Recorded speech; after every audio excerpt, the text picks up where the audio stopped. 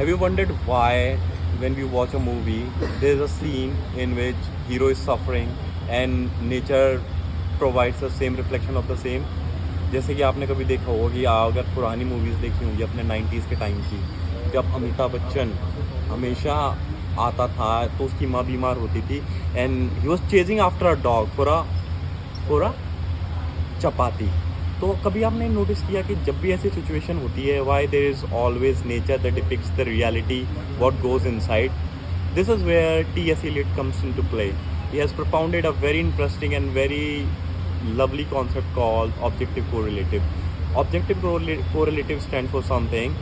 What goes inside us is depicted in the outside world or projected in the outside world. For example, he called Shakespeare failure on the basis of objective correlative. तो अब हम किस तरीके से देखेंगे?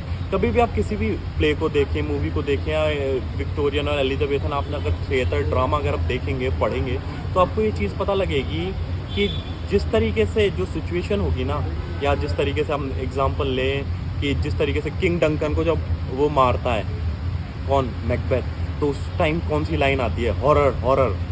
और उसके अलावा किस किस तरीके से सैक्रिलीजन हैथ बीन कमिटेड।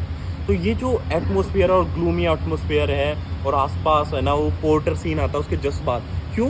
क्योंकि उसकी ग्रूसम और इंटेंसिटी को शो ऑफ करने के लिए they have use that technique. और अगर आप किसी भी और भी मूवी के अंदर देखेंगे, when hero heroine are dancing and they are in very romantic mood, तो there is always a season of spring rather than winter. You will never see somebody falling in love और आसपास nature का ऐसा माहौल है कि है ना, ओले पड़ रहे हैं, बारिश हो रही है, इस तरीके की चीज़ें हो रही हैं, because it does not depict the inner emotion और inner turmoil of a person projected in the outside world. That's it.